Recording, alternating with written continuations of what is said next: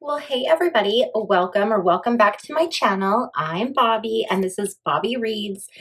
And today we are going to talk about Iran and why Iran hates America and Americans and the United States, and why they have an entire museum that is an anti-American museum. So yeah, let's go ahead and jump right in. Now, if you guys are wondering where what sources I use to get my information, two really amazing books that I would recommend are number one, The Devil's Chessboard. This is by David Talbot.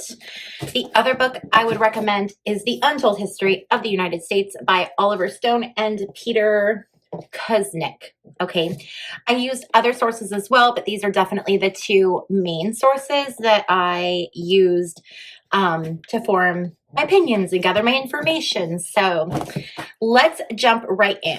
So I know the title of this video seems a little bit extreme, and you might be thinking like, what are you talking about? So as an American, I'm an American. As an American, my experience with what I'm told through media, through history that we learn in school, movies, things like that, we're told that people in Iran, Muslim people, they hate Americans because they just hate Americans. They hate Christians. They're very anti-Christian, and that's why they have such a problem with Americans. And the messaging, I feel like we've been, and I mean, I'm speaking from my experience only, okay, but I feel like it's very much this idea that Muslim people are very scary and that we need to watch out for them. And they are, barbarians, and they are brutal and cruel, and we need to watch out because they want to kill us all for no reason. Okay.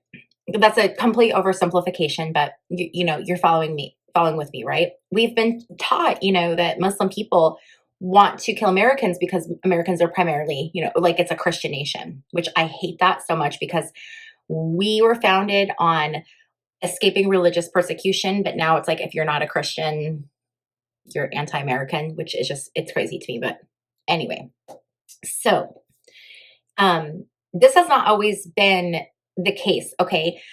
Muslim people have not always had a major disdain or hate for American people. This is not something that it has been around forever. This is something that comes for a good reason. And the good reason is not because America is a primarily Christian nation. It has to do with how America via our government has treated these other nations, specifically Iran. And so a lot of people don't know this, but I think it's important. We need to understand our past. We need to understand our history, so we know why we are in the situations that we are in today. And that's why I have this channel. And that's why I want to teach you guys this history that you may not know. So in 1951, there was a prime minister in Iran, and his name was Mohammad Mossadegh. And he was a super, super beloved figure. He was democratically elected into office, put into power.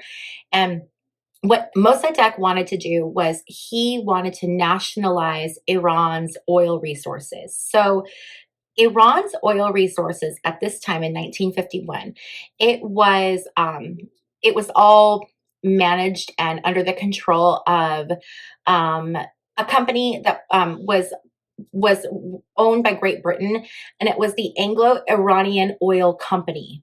Okay, so that's who controlled all of the oil. And so when Mossadegh came into office, he said, no more. We're going to get rid of these companies that are, that are British and that don't have our best interests in mind. And we're going to nationalize this resource so that we can reinvest this money into our nation, into our people. This is what we want to do. Well, this wasn't going to work for the British people who owned this company, right? And this company, Anglo-Iranian Oil, later became known as British Petroleum, or BP. So if you see like a BP gas station, that's who we're talking about, okay? So we're just going to call them BP from here on out. So they didn't want to lose their money, right? And so they called up their good old friend America, and they were like, hey, this is what's going on, and we're going to lose all of this money, and we need your help. And we've decided that the best way to take care of this situation is to arrange a coup d'etat where we can overthrow this leader that the Iranian people want. that they elected and put into power. We're going to overthrow this person, and then we're going to install into power this really young Shah, right? And at first, this was presented to Harry Truman. Truman was like, "I'm not doing this." But then, when Eisenhower got into office, he was like, "Yeah, let's do it." So, what they did was they utilized the CIA. This was one of the first covert operations that was actually undertaken by the CIA in regards to a foreign government. And essentially what they did was they organized this coup. And it took a little time, and the coup itself was a process. They did a coup, and then they didn't think it worked, and then they did something else, and then it did work, and it was kind of a mess. But essentially what they did was they threw Mossadegh out of power, and they used the young Shah, and his name was Mohammad Reza Pahlavi.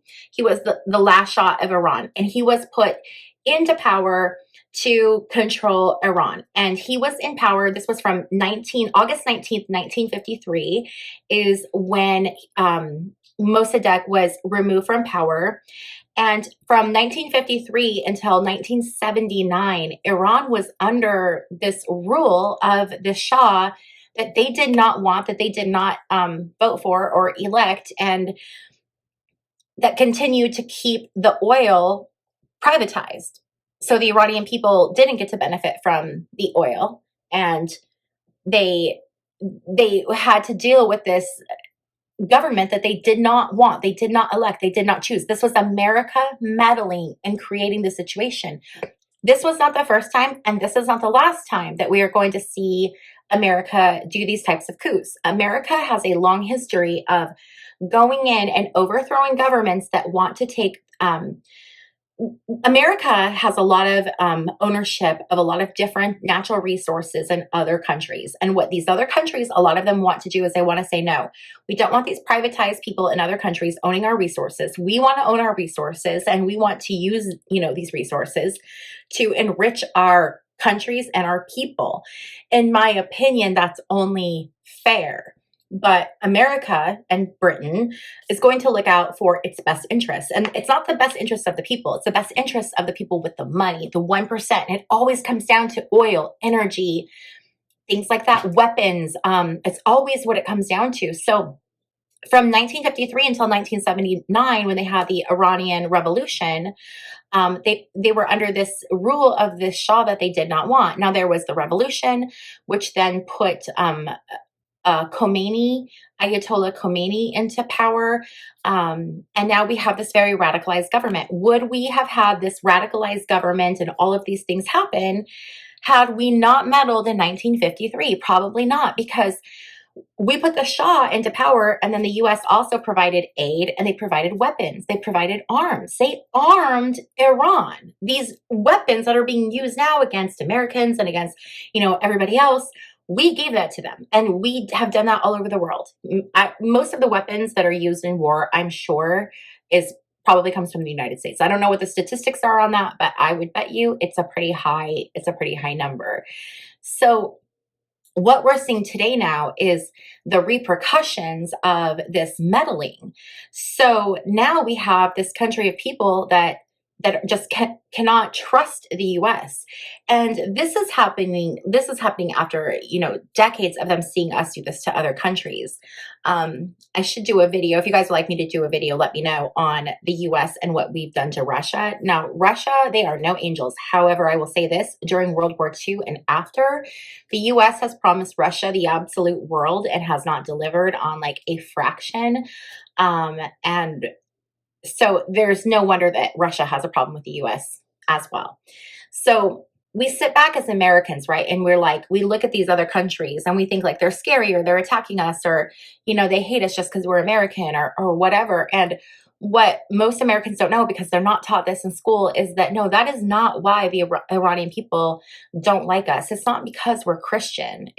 I'm not Christian, but it's not because we're a primarily Christian nation. It's because our government will not stop meddling in the governments of all these other countries, and they're sick of it. And now, as Americans, we're starting to see this very weird stuff happening in our own country, where we have the oligarchs, or the very wealthy, that are really starting to meddle, and we're starting to see what that looks like, and we don't like it.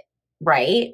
But what we haven't paid attention to is that our country has been doing this to other people for hundreds of years. This is nothing new, okay? So I just think it's really important for people to understand the whole thing and have all of the information. I know that when you look at the conflict in Israel, between Israel and Hamas and then the Palestinians, a lot of people in America have like this very pro-Israel standpoint, but they're, because that's what they hear on the news. But what they don't do is research and really understand the history of the land and what's really, really happened there. Because I think if they did, they would have a much different perspective. And Iran is another one. Now, again, I'm not an Iran sympathizer, apologist. I'm not gonna say that they're, the most fantastic people in the world. But, when we hear that Iran is actively trying to assassinate our president, which there is like a bounty on Trump's head by Iran, understand this is why. It's not because, they just don't like Americans. It's because it's been decades of us meddling in their country, and now their country is in this like state of extremism, and we look at them and we're like, oh my gosh, they're so radicalized, they're so extremist. Well, yeah, it's our fault. We created that. We created that. So now we have to deal with the repercussions of it. And it wasn't just us that created it. It was our government. It was the CIA. It was all of those people that I like to talk about, the beginning of the creation of the CIA, and from World War II on, it has just been nothing but corruption out of the government. And, now we're starting to see the culmination of all of it. We're starting to see from the late 1930s, early 1940s, World War II era to now it's the culmination of all these bad deals that were made, and all of these people not holding their word, and all of these things that were taken, and words that weren't kept, promises that weren't kept. Now in 2025, we're starting to see the end result. And I think we're just going to continue to see a lot more really crazy stuff this year. So anyway, if you guys like this video, please be sure to give it a thumbs up. And if you have not yet subscribed, please consider subscribing. It would really help me out. I would love to get this channel up to 1,000 subscribers, and you can help me do that. Thank you again so much for hanging out with me, and I will see you in my next video. Bye.